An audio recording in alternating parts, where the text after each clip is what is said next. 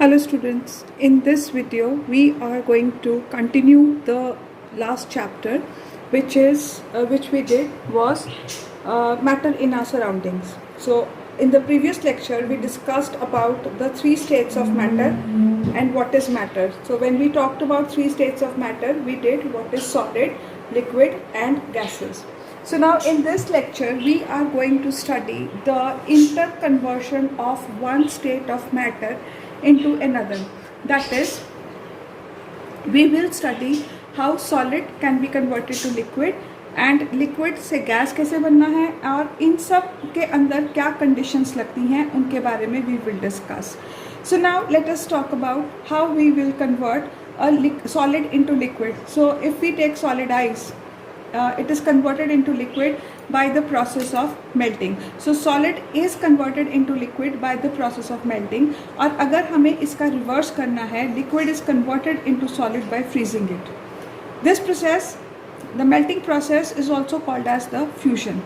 Next we move on to liquid. A liquid is converted to a gas by the process of evaporation, and a gas is converted to liquid by the process of condensation.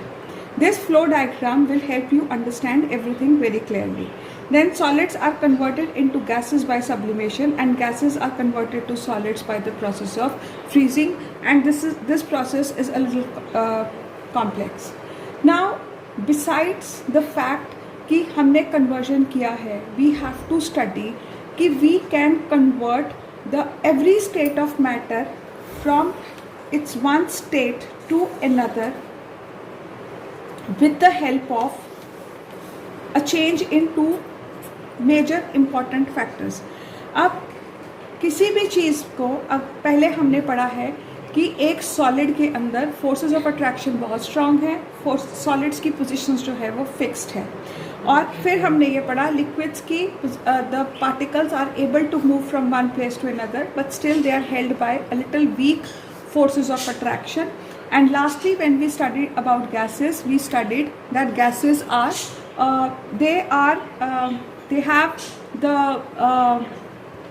the particles, they have very few forces of attraction and they can easily move from one place to another. Before we proceed further, there is one phenomena which is very important to be studied in case of gases. In the previous lecture we did the Brownian motion where the substances they move in a zigzag motion. Gas के particles जो हैं वो zigzag motion में जब move करते हैं then they follow a Brownian motion. There are one or two topics which are associated with gas which have to be studied a little detail. Now we have done diffusion. We have to do diffusion. Diffusion एक ऐसा phenomena है जहाँ पर कोई भी substance move करती है from a region of high concentration to a region of low concentration. कहीं पर भी अगर किसी चीज़ की concentration ज़्यादा है वहाँ से वो अपने आप move कर जाएगी to a region of low concentration. And this is quite applicable जब आपने पिछली बारी किया कि हमने salt को dissolve किया. Salt अपने आप क्यों dissolve हो जाता है? अगर आप नमक को एक गिलास के अंदर डाल दो तो थोड़ी देर के बाद अगर आप नहीं भी उसको हिलाते हो तो नमक के particles सब जगह अपने आप स्प्रेड कर गए हैं. दूसरा, अगर आप इन्हें crystal of a colour substance like potassium permanganate या कॉपर सल्फेट को किसी भी कलर के क्रिस्टल को अगर आप पानी के अंदर डालते हो तो वो पानी अपने आप ही जो है हर जगह पे फैलना शुरू हो जाता है. So the crystals of the colors they disintegrate into small particles and those particles they will start moving from a region of high concentration to a region of low concentration. So this movement of particles from a region of high concentration to a region of low concentration is called as diffusion. And diffusion takes place on its own and इसका reason ये है कि किसी भी particle के अंदर उसके अंदर एक खास तरीके की एनर्जी होती है जिसको हम काइनेटिक एनर्जी बोलते हैं. और जो काइनेटिक एनर्जी है वो गैस के पार्टिकल्स में मैक्सिमम होती है, फिर लिक्विड के पार्टिकल्स में होती है और सबसे कम सॉलिड के पार्टिकल्स में होती है, क्योंकि जो सॉलिड के पार्टिकल्स होते हैं वो अपनी एक फिक्स पोजीशन पे हैं and they are not able to move because they have a very low kinetic energy. Kinetic word जो है वो मोशन के साथ में एसोसिएटेड है, और आप फिजिक्स में ये चीज़ पढ़ोगे कि जब भी एक बॉडी मूव करती है तो उसके अंदर एक खास तरीके की एनर्जी होती है which is called as kinetic energy. So kinetic energy simply put is called as energy due to motion. अब जब आप पानी के अंदर किसी भी चीज़ को डालते हो तो पानी के पार्टिकल्स की काइनेटिक एनर्जी ज़्यादा है, they keep on moving from one place to another, और उनके वो अपने साथ साथ जो लिक्विड के जो सॉलिड के या कलर के जो क्रिस्टल्स हैं उनको भी अपने साथ साथ वो मूव करते रहते हैं। होता क्या है कि अगर आप ये सोचो कि सॉलिड के जो क्रिस्टल्स के पार्टिकल्स हैं वो एक जगह पे हैं और जो पानी के पार्टिकल्स हैं वो एक जगह पे उस जगह पे मूव कर रहे हैं, तो वो क्या करेंगे कि वो सॉलिड के पार्टिकल्स के साथ बम्बार्ड करेंगे और उनको एक जगह से दूसरी जगह पे मूव करने के लिए मजबूर कर देंगे। So particles they will start moving from one place to another, और जब एक चीज़ दूसरी चीज़ को धक्का मारती है तो वो उस अपनी थोड़ी सी काइनेटिक एनर्जी उसके अंदर ट्रांसफ़र कर देती है। तो सॉलिड के पार्टिकल्स जो होते हैं वो भी लिक्विड के अंदर जो है वो डिज़ोल्व करना शुरू कर देते हैं, तो इसीलिए जो कलर है वो आपको मूव करता हुआ दिखाई देता है। और जब आप चम्मच के साथ हिलाते हो किसी चीज़ को, तो चम्मच को के साथ अगर आप पानी हिला रहे हो तो आप चम्मच के अंदर और ज़्यादा, चम्मच की मदद से आप पानी के अंदर और काइनेटिक एनर्जी दे रहे हो, पार्टिकल्स फास्ट मूव करते हैं, और फास्ट मूव करने की वजह से जो डिज़ोल्विंग है वो बहुत जल्दी हो जाती है। एक बहुत बड़ा फैक्टर जिसके ऊपर किसी भी सब्सटेंस की काइनेटिक एनर्जी डिपेंड करती है वो है टेम्परेचर। देखा गया है कि जिन बॉडीज़ का टेम्परेचर हाई होता है उसके पार्टिकल्स की जो काइनेटिक एनर्जी है वो बहुत ज़्यादा हाई है। तभी अगर कोई चीज़ ठंडे पानी में डिज़ोल्व नहीं होती है, वो हल्के से गर्म पानी में जल्दी डिज़ोल्व इसलिए हो जाती है कि जब आप किसी चीज़ को गर्म करते हो आप उसको हीट दे रहे हो, जब हम उसको हीट दे रहे हैं तो उसका टेम्परेचर बढ़ रहा है, क्योंकि उसका टेम्परेचर बढ़ रहा है तो उसकी काइनेटिक एनर्जी बढ़ रही है। More kinetic energy makes the movement of particles very fast. So जब भी डिफ्यूजन होती है the particles move from high concentration to low concentration, और आपको ये पता होना चाहिए कि हर पार्टिकल के अंदर काइनेटिक एनर्जी है, गैसेस के पार्टिकल्स के अंदर काइनेटिक एनर्जी बहुत ज़्यादा है, इसलिए डिफ्यूजन जो है वो गैसेस के अंदर फास्ट होती है, बिकॉज गैसेस के पार्टिकल्स फास्ट मूव करते हैं। लिक्विड के अंदर स्लाइटली स्लो होती है और सॉलिड्स के अंदर ऑलमोस्ट नेग्लिजिबल काइनेटिक एनर्जी है, तो इसलिए सॉलिड्स के अंदर डिफ्यूजन नहीं है। अगर आप दो मेटल के सर्फेसिस को आपस में जोड़ के रख दो तो ये नहीं है कि उसके पार्टिकल्स जो हैं वो एक मेटल के पार्टिकल्स दूसरे मेटल के अंदर मूव कर जाएंगे, because the particles they are not able to move and hence diffusion will not take place. Now so the main point to understand is कि diffusion is a process of movement of particles from high concentration to low concentration. This process takes place spontaneously, अपने आप ये होती है, और उसका reason ये है कि particles they are constantly moving. Why are they moving? Because they have kinetic energy, and kinetic energy की वजह से they keep on moving from one place to another, and therefore the substances they intermix with each other. So this is how what we have to study in diffusion. Now if we move to conversion, let us see a very simple process. जब आप एक solid को liquid में convert करने के लिए melt करते हो, तो अगर आप थोड़ा ध्यान से सोचें तो आप किसी भी अगर पानी बर्फ़ को अगर आप बाहर निकाल के रखते हो तो एटमॉस्फेयर का जो टेम्परेचर है या आपके कमरे का टेम्परेचर है वो हाई है, तो जो बर्फ़ है वो कमरे से हीट लेगी, और क्योंकि बर्फ़ के पार्टिकल्स को हीट मिलेगी उनकी काइनेटिक एनर्जी बढ़ जाएगी। जब उनकी काइनेटिक एनर्जी बढ़ जाएगी तो वो लिक्विड के अंदर कन्वर्ट करना शुरू कर देंगे। तो जब भी आप किसी चीज़ को हीट करते हो तो आप बेसिकली पार्टिकल्स को काइनेटिक एनर्जी दे रहे हो, और वो काइनेटिक एनर्जी जो है that will allow the particles to move from one place to another, तो आपका जो सॉलिड है वो लिक्विड में कन्वर्ट हो जाता है। There is another aspect to this which is called as which is force of attraction, which we will be studying in just a short while from now.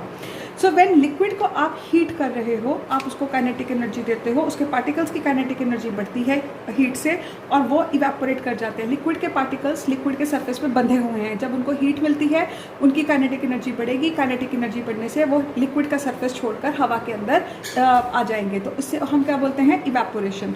So evaporation से liquids they convert into gaseous form. अब ये बात हो गई जब हम किसी चीज़ को हीट कर रहे हैं, तो हीट करने से हम पार्टिकल की काइनेटिक एनर्जी बढ़ा रहे हैं, काइनेटिक एनर्जी करने से solid will melt into a liquid and liquid will evaporate into a gas. अगर हम इसकी उल्टी प्रोसेस को देखें तो जो गैसेस होती हैं अगर हम उनको कंडेंस करते हैं, अगर आप किसी गैसेस को कंडेंस करना चाहते हो तो सबसे पहले आप करोगे उसका टेम्परेचर कम करोगे। जब आप किसी गैस के पार्टिकल का टेम्परेचर कम करते हो, उनके पार्टिकल्स की काइनेटिक एनर्जी कम होनी शुरू हो जाती है, क्योंकि kinetic energy depends on temperature. जब काइनेटिक एनर्जी कम हो रही है तो जो पार्टिकल्स हैं वो उनकी जो मूवमेंट है वो स्लो हो जाएगी। जब पार्टिकल्स की मूवमेंट स्लो हो जाएगी तो वो रैंडमली एक जगह से दूसरी जगह भाग नहीं रहे हैं, वो एक जगह पे इकट्ठा होना या सेटल होना शुरू हो जाते हैं। तो जब पार्टिकल्स की मूवमेंट स्लो हो रही है, particles are coming close to each other, तो पार्टिकल्स के बीच में एक फोर्स ऑफ अट्रैक्शन डेवलप हो जाता है। पार्टिकल्स के बीच में जैसे ही फोर्स ऑफ अट्रैक्शन डेवलप होता है तो गैस से वो लिक्विड के अंदर कन्वर्ट होना शुरू हो जाते हैं। और जब आप लिक्विड को फ्रीज करते हो तो temperature is all the more less, liquid के पार्टिकल्स की काइनेटिक एनर्जी जो रही सही थी वो भी कम हो जाती है। Particles they start coming very close to each another, उनके अंदर बहुत strong forces of attraction develop होते हैं, जिसकी वजह से जो लिक्विड है वो कन्वर्ट हो जाता है सॉलिड में। तो ये आपने ध्यान में रखना है कि जब भी इंटर कन्वर्जन एक चीज़ की दूसरी चीज़ में हो रही है तो उसके अंदर एक फैक्टर जो बहुत इंपॉर्टेंट रोल प्ले कर रहा है वो है टेम्परेचर। और टेम्परेचर क्यों इसलिए इम्पॉर्टेंट है क्योंकि टेम्परेचर से हम पार्टिकल की काइनेटिक एनर्जी को कंट्रोल करते हैं। तो काइनेटिक एनर्जी के कम या ज़्यादा होने से पार्टिकल लिक्विड या गैस सॉलिड फॉर्म में आएगा। दूसरा फैक्टर जो कंट्रोल करता है किसी चीज़ को चेंज करने में, एक स्टेट को दूसरी स्टेट में चेंज करने में, वो है प्रेशर। अब अगर आप अपने घरों के अंदर आने वाले लिक्विड पेट्रोलियम गैस के सिलेंडर्स को देखें, हम उसको लिक्विड पेट्रोलियम गैस बोलते हैं, वर्ड का एम्फेसिस लिक्विड पे है। अब लिक्विड पेट्रोलियम गैस के अंदर हमने बेसिकली क्या किया है कि गैस को थोड़ा सा ठंडा करके उसको प्रेशर दिया। प्रेशर देने का मतलब है कि आप उनके ऊपर फोर्स लगा रहे हो, force per unit area is called as pressure. तो जब आप गैस के पार्टिकल्स के ऊपर प्रेशर लगा रहे हो तो आप उनको पास आपस में आने के लिए मजबूर कर रहे हो। जैसे ही पार्टिकल्स आपस में पास आएंगे उनके अंदर फोर्स ऑफ जो अट्रैक्शन है वो डेवलप होता है, और फोर्स ऑफ अट्रैक्शन डेवलप होने की वजह से जो तुम्हारे गैस के पार्टिकल्स हैं वो लिक्विड में कन्वर्ट हो जाती हैं। तो अगर आप टेम्परेचर नहीं भी कम कर सकते हो, अगर आप प्रेशर अप्लाई कर देते हो तो आप उससे भी पार्टिकल्स को कन्वर्ट कर सकते हो। एक बड़ी सिंपल सी एग्जांपल जो डेली लाइफ में आपने देखा है कि बर्फ़ के गोले बनते हैं। बर्फ़ के गोले में क्या होता है कि जो बर्फ़ के पीसेस को पाउडर फॉर्म में हमने रखा होता है, और जब आप उसके ऊपर प्रेशर लगाते हो तो पार्टिकल्स जो है वो बिल्कुल पास आ जाते हैं, और पास आके वो एक डेफिनेट शेप ले लेते हैं। जिस चीज़ की डेफिनेट शेप है वो क्या बन जाती है? सॉलिड। तो जब आप किसी चीज़ के ऊपर प्रेशर लगाते हो तो आप बेसिकली पार्टिकल्स को पास आने के लिए मजबूर कर रहे हो, और उस वजह से पार्टिकल्स के अंदर फोर्स ऑफ अट्रैक्शन डेवलप होता है। तो अगर आप प्रेशर को हाई कर देते हो, gas will convert into liquid, और लिक्विड के ऊपर अगर आप प्रेशर के साथ साथ टेम्परेचर लगाते हो तो वो सॉलिड के अंदर कन्वर्ट हो जाता है। तो गैसेस के केस में प्रेशर लगा के उनको लिक्विड में कन्वर्ट करना हमारे लिए आसान होता है, और इस प्रोसेस को हम लिक्विफैक्शन बोलते हैं। जब आप प्रेशर लगा के किसी भी चीज़ को कन्वर्ट करते हो from a gas to liquid, this is called as liquefaction. मतलब आपने गैस को लिक्विड में कन्वर्ट कर दिया। So this is all about states of matter and how we convert from one thing to another. Now we will be discussing boiling and evaporation a little bit in detail. तो सबसे पहले हम discuss करेंगे कि अगर आप एक solid को लिक्विड में कन्वर्ट करते हो तो यहाँ पर सॉलिड को लिक्विड में कन्वर्ट करने की प्रोसेस को हम बोलते हैं मेल्टिंग। ठीक है, the process in which a solid state of matter is changed into liquid state usually by applying heat is called as the melting। अब मेल्टिंग के ऊपर अगर हम अपनी लाइफ के अंदर बर्फ़ की एग्जांपल लें तो हमें पता है कि जो आइस है वो 1 डिग्री सेंटीग्रेड 0 डिग्री सेंटीग्रेड के ऊपर है, और जैसे ही टेम्परेचर थोड़ा सा बढ़ना शुरू होता है वो मेल्ट करना शुरू करती है। याद रखो, टेम्परेचर बढ़ाने से पार्टिकल्स की काइनेटिक एनर्जी बढ़ रही है और वो धीरे धीरे लिक्विड में कन्वर्ट होना शुरू हो जाते हैं।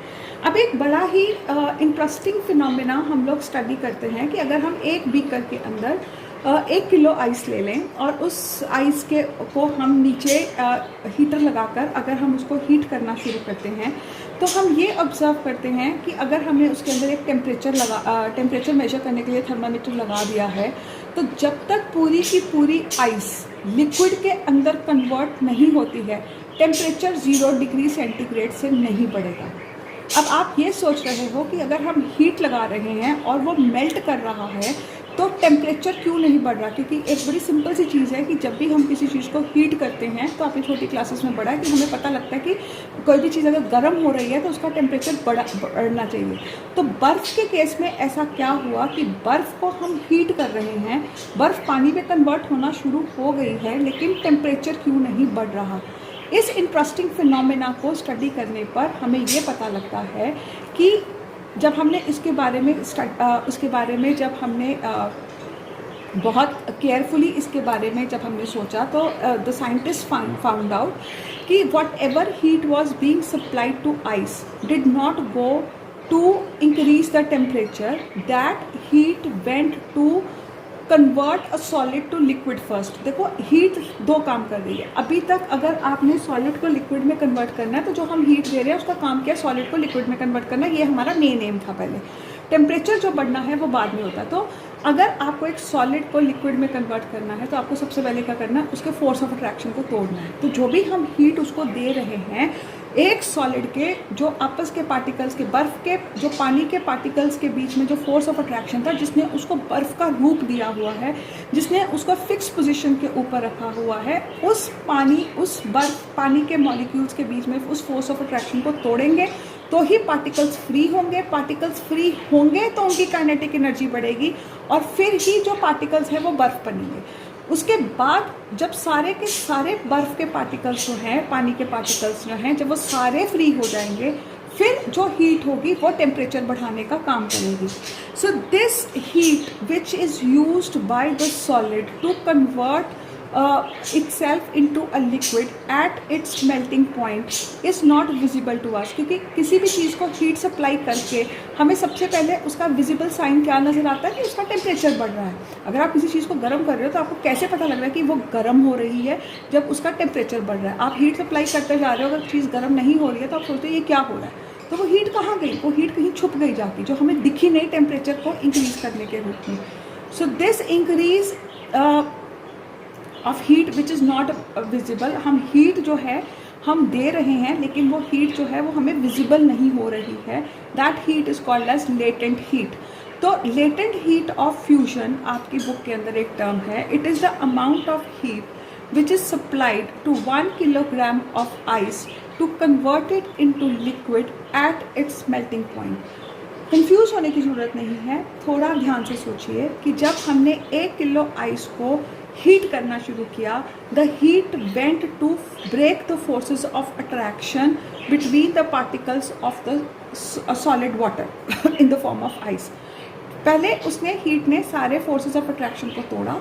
जब सारे के सारे टेम्परेचर जो फोर्सेस ऑफ अट्रैक्शन है वो टूट जाएंगे, 1 किलो बर्फ जब पानी में कन्वर्ट कम्प्लीटली हो जाएगी, उसके इमीडिएटली बाद जैसे ही लास्ट बॉन्ड टूटेगा, लास्ट फोर्स ऑफ अट्रैक्शन टूटेगा, इमीडिएटली अगली जो हीट आएगी वो टेम्परेचर को इंक्रीज करना शुरू कर देगी। तो क्योंकि पहली वाली हीट हमें नज़र नहीं आई थी तो उसको हम लेटेंट बोलते हैं। लेटेंट मीन्स नॉट विजिबल या हिडन। तो वो एक चीज़ का हीट मिल रही है, उसका विजिबल प्रूफ है उसका टेम्परेचर। लेकिन अगर हमें हीट दे भी रहे हैं और वो हमें टेम्परेचर के रूप में नहीं समझ आ रही है तो मतलब वो हीट कहीं जाके छुप गई। वो कहाँ छुपी? वो छुपी नहीं थी, उसने पार्टिकल्स के फोर्स को ऑफ अट्रैक्शन को कम करने का काम किया। तो इसीलिए जो लेटेंट हीट ऑफ फ्यूजन की डेफिनेशन है, that is the amount of heat supplied to 1 kilogram of water of ice to convert it into liquid at 0 degree centigrade which is its freezing point is called as the latent heat of fusion. और इससे related आपको definition learn करनी है, plus इससे related आपको reasoning के questions पूछे जाते हैं। और वो रीजनिंग के क्वेश्चन में सबसे पहला जो क्वेश्चन आता है वो ये आता है कि 0 डिग्री सेंटीग्रेड के ऊपर पड़ा हुआ पानी या 0 डिग्री सेंटीग्रेड के ऊपर पड़ी हुई बर्फ़, दोनों में से किसका ज़्यादा कूलिंग इफेक्ट होगा? अगर हम फ्रिज में से 0 डिग्री सेंटीग्रेड के ऊपर से बर्फ़ निकाल के पानी में डालते हैं या 0 डिग्री सेंटीग्रेड से वाला जो पानी है उसको लेते हैं तो ज़्यादा ठंडक किस चीज़ से मिलेगी? So answer is 0 degree centigrade पे जो बर्फ़ है, क्योंकि 0 डिग्री सेंटीग्रेड के ऊपर जो पानी है उसके अंदर कुछ हीट है। वो हीट जो हमने बर्फ़ को पानी में कन्वर्ट करने के लिए की, तो heat content of water at 0 degree centigrade is more as compare to ice at 0 degree centigrade. इसीलिए वो ice is better in cooling than water at 0 degree centigrade. Temperature चाहे दोनों का सेम है, लेकिन हीट कंटेंट आइस का कम है और वाटर का ज़्यादा है। उसके अंदर, उसके पार्टिकल्स के अंदर जो हीट है, पानी के पार्टिकल्स के अंदर ज़्यादा हीट है एज़ कम्पेयर टू आइस के पार्टिकल्स के अंदर। तो amount of heat in water at 0 degree centigrade is more, therefore उसका cooling effect to a certain amount कम होगा। और अब ये नहीं सोच लेना कि 4 डिग्री 5 डिग्री का फर्क पड़ जाएगा या वो बिल्कुल नहीं करेगा। ये बड़े छोटे छोटे डिफरेंसेस हैं जो कि केमिस्ट्री में प्रैक्टिकल्स के अंदर हम लोग ऑब्जर्व करते हैं। तो बेसिकली आपको क्वेश्चन ये पूछा जाता है, why is ice a better cooling agent than compare to water at 0 degree centigrade. तो इसका सिंपल सा आंसर आपने ये लिखना है, because water has more heat content in the form of latent heat of fusion, and because water का जो heat content ज़्यादा है इसलिए उसका कूलिंग इफेक्ट आपको कम मिलेगा। अब जैसे हमने अभी कूलिंग किया है, उसी तरीके से आपने फ्रीजिंग जो आपको इवेपोरेशन के अंदर करना है। तो अगर आपने एक लिक्विड को वेपर में कन्वर्ट करना है तो आप उसके बॉइलिंग पॉइंट पे आओगे, तो वो क्या होगा, तो पानी के केस में वो 100 डिग्री सेंटीग्रेड होगा। हर लिक्विड का अपना एक बॉइलिंग पॉइंट होता है। तो पानी के केस में वो कितना है, the temperature at which the substance starts boiling at atmospheric pressure is called as its boiling temperature या बॉइलिंग पॉइंट। अब ये एटमॉस्फेरिक प्रेशर का फंडा जो है ये आपको हायर क्लासेस में पता लगेगा, लेकिन डेफिनेशन में ये वर्ड आपका इस्तेमाल करना बहुत ज़रूरी है। अब let us talk about what happens in जब हम किसी चीज़ को हीट करते हैं। अगर आपने लिक्विड को हीट करना शुरू किया तो लिक्विड के जितने भी फोर्सेस ऑफ अट्रैक्शन है, पहले पानी का जो इस्तेमाल, पहले जो हीट है वो उसको कन्वर्ट करेगी लिक्विड को, उसके अंदर उसके पार्टिकल्स की काइनेटिक एनर्जी बढ़ेगी, उस पार्टिकल्स के फोर्स ऑफ अट्रैक्शन कम हो जाएंगे और वो जो हीट है फिर उसको वेपर्स में कन्वर्ट करना शुरू कर देगी। तो जैसे पहले आपने लेटेंट हीट ऑफ फ्यूजन पढ़ा, अब आपने करना है लेटेंट हीट ऑफ वेपराइजेशन। तो लेटेंट हीट ऑफ वेपराइजेशन में ये बोला जाता है, it is the amount of heat given to 1 kilogram of water to converted into vapour at its boiling point. अब इसका काउंटर क्वेश्चन क्या आता है कि अगर आपने पानी को हीट दी तो वो कहाँ गई, वो गई पानी के फोर्सेस ऑफ अट्रैक्शन को ख़त्म करने में। जैसे ही फोर्सेस ऑफ अट्रैक्शन ख़त्म होंगे, टेम्परेचर नहीं बढ़ेगा लेकिन सिर्फ फोर्स ऑफ अट्रैक्शन ख़त्म होंगे और उसके बाद पानी जो है वो बॉयल करना शुरू कर देगा। तो जैसे ही पानी बॉयल करना शुरू कर देता है तो जो है it starts converting into vapour. So latent heat of vaporisation is the amount of heat given to 1 kilogram of water to convert it into vapour at its boiling point. These definitions have to be learn by heart, word to word by you.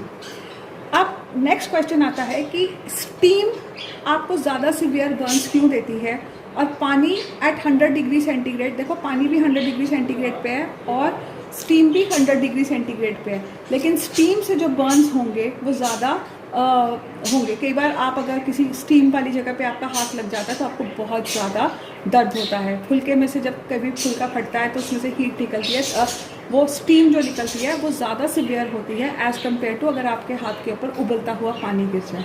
उसका कारण ये है कि उबलते हुए पानी की heat थोड़ी सी कम है, बिकॉज उबलते हुए पानी के अंदर जब आप ज़्यादा हीट दोगे तो वो स्टीम बनेगी, तो स्टीम के अंदर लेटेंट हीट ऑफ वेपराइजेशन के रूप में ज़्यादा हीट गई है।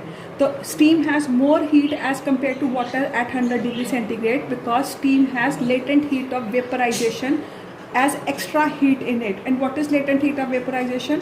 The latent heat of vaporization का definition आपने वहाँ लिख देना है और आपको ये पता होना चाहिए where did the heat go? The heat went to overcome the forces of attraction between the particles of liquid. तो जैसा आपने पहले solid में किया वैसा सब कुछ आपने liquid में करना है। तो उसमें solid को liquid में convert कर रहे हो, इसमें आपने liquid को स्टीम के अंदर या गैसेस के अंदर कन्वर्ट कर दिया। Now we move on to the last topic which is evaporation. Evaporation और बॉइलिंग में बहुत फ़र्क है। आपके कमरे के अंदर अगर पानी गिरता है वो 100 डिग्री सेंटीग्रेड के ऊपर नहीं सूखता। अगर कपड़े सूखते हैं तो वो 100 डिग्री सेंटीग्रेड पे नहीं सूख रहे, उसमें भी जो पानी है वो इवेपोरेट कर रहा है। इवेपोरेट एक स्पॉन्टेनियस प्रोसेस है which takes place at temperature below 100 degree centigrade.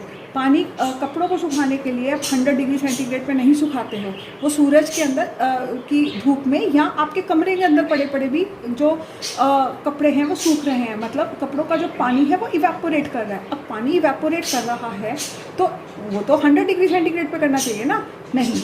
जो इवेपोरेशन है that is below boiling temperature, it is a spontaneous process, और ये भी काइनेटिक एनर्जी की वजह से ही होती है। थोड़ी सी अगर उसको हीट मिलती है तो पार्टिकल्स की काइनेटिक एनर्जी बढ़ती है और वो लिक्विड फॉर्म से किस में कन्वर्ट हो जाते हैं, वेपर के अंदर कन्वर्ट हो जाते हैं। थोड़ा सा कंफ्यूजिंग कॉन्सेप्ट है, लेकिन आपको बस इतना ध्यान रखना है कि evaporation is below the boiling temperature.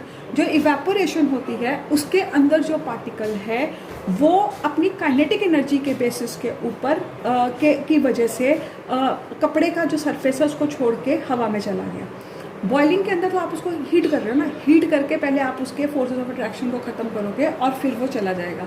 तो बेसिक फंडा आपने सिर्फ यही याद रखना है, evaporation is below boiling temperature, boiling is at boiling temperature. दूसरी चीज़, इवेपोरेशन जो होती है वो एक स्पॉन्टेनियस प्रोसेस है which takes place on its own. और अब आप सोचोगे कि अगर वो अपने आप हो रही है तो उसको पार्टिकल को काइनेटिक एनर्जी के लिए जो हीट है वो कहाँ से मिल रही है? वो हीट अपने इर्द गिर्द से ले रहा है, वो अपने सराउंडिंग से हीट लेता है और फिर वो अपनी स्टेट को चेंज करता है। अगर आप थोड़ा ध्यान से समझो, इवेपोरेशन जो है वो अगर धूप है तो धूप की वजह से हवा के अंदर थोड़ा सा हीट आएगी, ठीक है, गर्मी आएगी।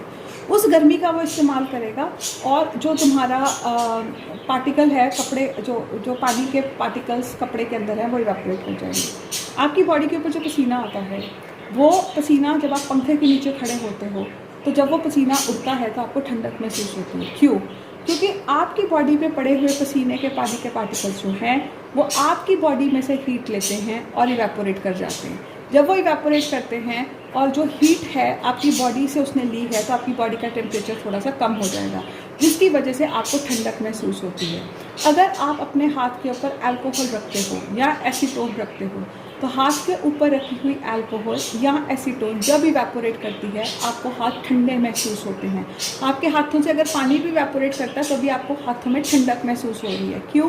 क्योंकि पानी इवेपोरेट करने के लिए जो हीट चाहिए which is latent heat of vaporisation वो आपके हाथों से एब्जॉर्ब करता है।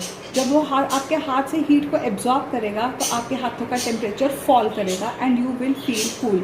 आपके कपड़े भी जब सूखते हैं तो वो कपड़े ठंडे महसूस होते हैं। फर्श के ऊपर जहाँ पर पानी गिरता है इवेपोरेशन के बाद फर्श का वो हिस्सा रिलेटिवली ठंडा होता है, क्योंकि पानी ने इवेपोरेट करने के लिए जो हीट थी वो फर्श में से ली। तभी गर्मियों के अंदर अगर आप गीले फर्श के ऊपर, कई बार हम गर्मियों के अंदर अपने फर्शों को गीला करते हैं ताकि वो ठंडे हो जाएं। वो ठंडे क्यों होंगे? क्योंकि पानी जब इवेपोरेट करेगा तो उस टाइम पे वो जो हीट है वो फर्श से लेगा।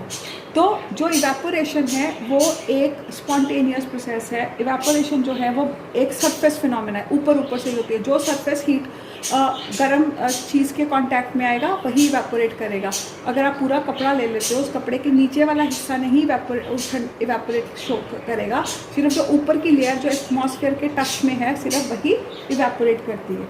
तो इवेपोरेशन जो है वो हर टेम्परेचर पे होती है, ये बॉइलिंग पॉइंट से नीचे होती है। इवेपोरेशन एक स्लो प्रोसेस है, इवेपोरेशन एक सरफेस फिनोमेना है, जबकि जो बॉइलिंग है वो एक फास्ट प्रोसेस है। बॉइलिंग जो है वो बॉइलिंग टेम्परेचर पे ही होगी।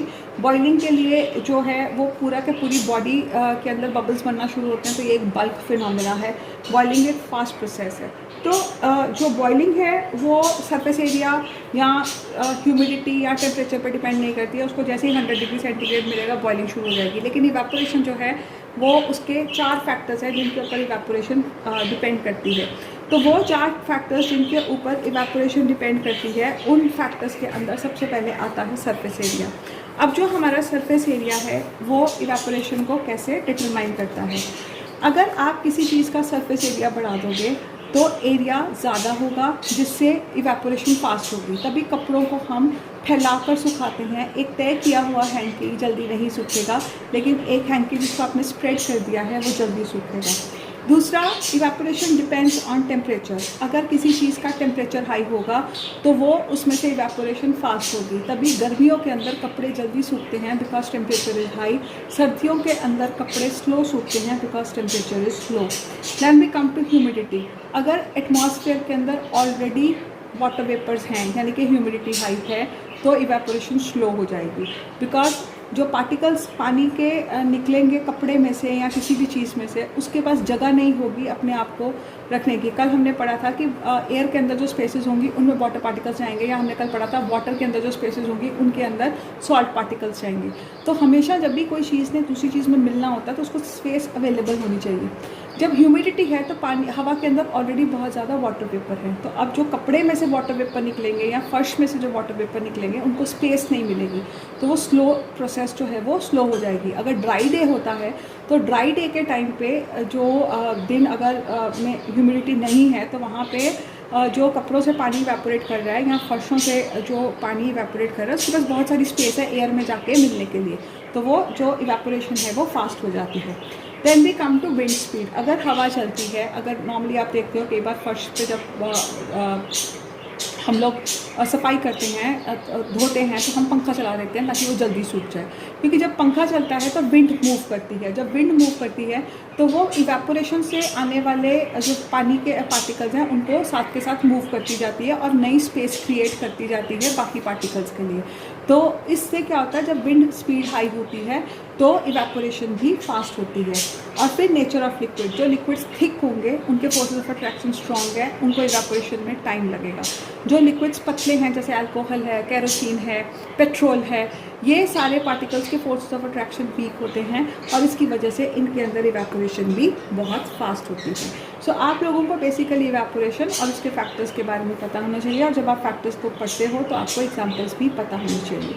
Now there are 2 or 3 reasoning के questions which are often associated with evaporation. पहला ये कि जो कूलर है, डेजर्ट कूलर है, वो किस तरीके से ठंडा करता है। अब थोड़ा ध्यान से सुनना है कि जब आप एक डेजर्ट कूलर को चलाते हो तो उसके जो डेजर्ट कूलर के पैनल्स हैं उनके अंदर पानी फ्लो कर रहा होता है, और जो डेजर्ट कूलर का पंखा है वो बाहर से हवा को अंदर खींच रहा है। बाहर से हवा जैसे ही अंदर को आती है तो वो हवा, जो गर्म हवा है, वो पानी के जो पैनल्स हैं उनके साथ टकरा के अंदर आएगी।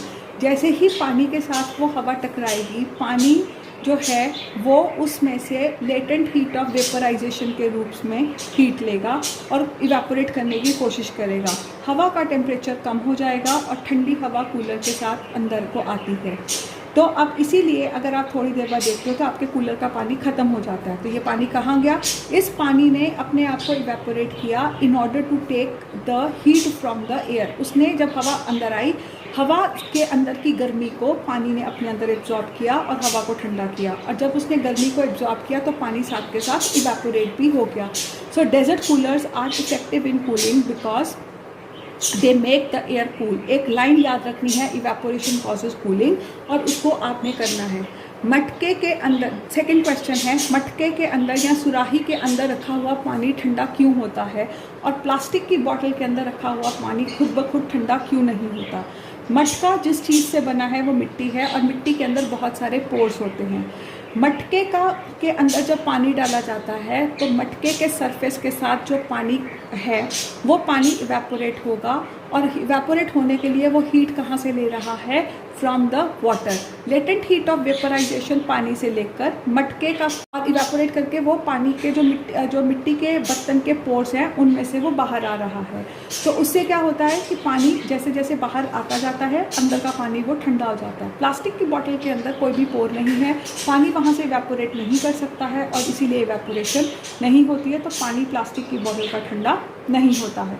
और इस मटके का क्वेश्चन आता है, डेजर्ट कूलर का क्वेश्चन आता है, और एक क्वेश्चन ये आता है, why should we wear cotton clothes in summers? Because cotton clothes they will absorb the sweat from our body, and जब वो एब्जॉर्ब करेंगे स्वेट बॉडी से, वो स्वेट जब इवेपोरेट करेगा तो वो हमारी बॉडी में से हीट लेगा और वो it will make us feel cooler, मतलब हमें ठंडा महसूस होता है। तो गर्मियों के अंदर हम लोग कॉटन क्लॉथ इसलिए बोलते हैं because they absorb the sweat and when that sweat evaporates it takes the latent heat of vaporisation from your body and it thereby causes a cooling effect. So ये कुछ reasoning के questions हैं जो कि associated है। एक और reasoning का क्वेश्चन ये है कि जो डेजर्ट कूलर्स हैं वो ह्यूमिडिटी वाले दिनों में, बरसात के दिनों में इफेक्टिव क्यों नहीं होते।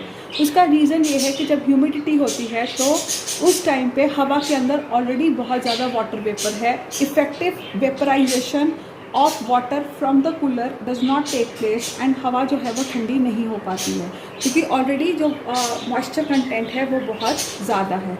सो this is all about the chapter matter in our surroundings and you have to lay stress on the various definitions and the reasoning questions which are associated. Remember, आज के लेक्चर में से ज़्यादा क्वेश्चंस आते हैं पेपर में। कल का लेक्चर आपकी बेसिक अंडरस्टैंडिंग के लिए था, उसके अंदर आपको एक्टिविटीज़ ज़्यादा लर्न करनी है।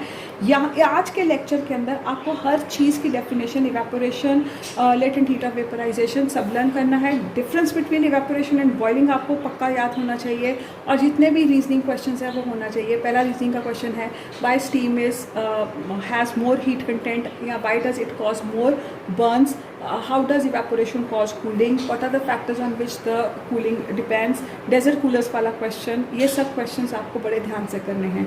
and at the end of the lecture I would again emphasize on the fact कि बुक के पीछे जितने भी question answers होते हैं, ज़रूरी नहीं NCERT के और भी questions होते हैं, please go through those questions. Thank you.